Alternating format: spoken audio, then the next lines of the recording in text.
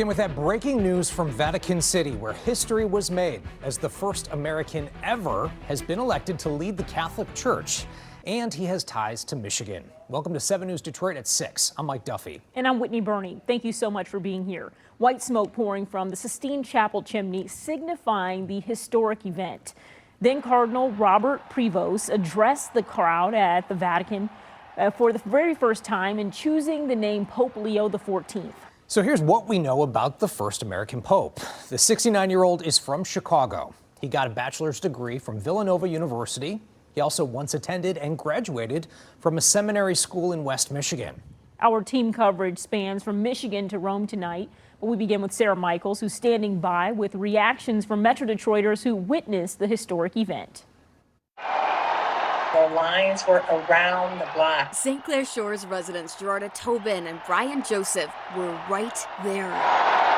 It was almost like everybody knew it was going to be white smoke. At the center of St. Peter's Square, as white smoke billowed from the Sistine Chapel, bells rang, and the Catholic Church's new pope addressed his people. And the crowd exploded. It was amazing. Literally exploded. The first ever American pope, 69-year-old Cardinal Robert Prevost from the south side of Chicago, now Pope Leo XIV. When they announced his name, the crowd, I think the crowd was stunned. I think the world was stunned. And then you heard people murmur, Americano, Americano. I felt euphoric. I just felt this feeling coming down and thinking, wow, America. I never thought in my lifetime. I really never thought in my lifetime. Devout Catholics Gerarda and Brian were there in part to support their brother and brother-in-law, Cardinal Joseph Tobin, a Detroit native.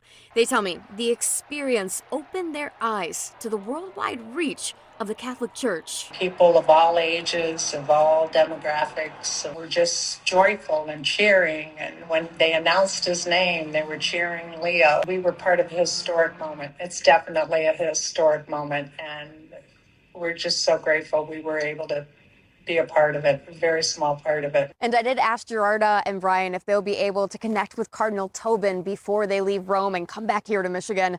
They told me they're not sure they were able to connect with him before he entered the conclave. That's when he told them that he hoped this process would be smooth and quick, saying he has lots of work to do.